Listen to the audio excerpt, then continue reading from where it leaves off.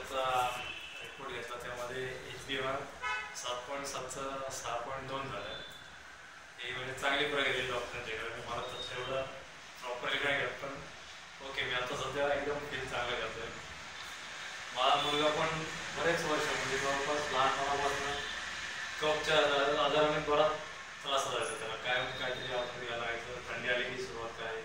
पण ही थंडी म्हणजे त्याची विदाऊट काही औषधं न घेता एकदम म्हणजे प्रॉपरली चालेल. काही अजूनपर्यंत त्याचा खोकला नाही आला किंवा गरगर जाणवत नाही.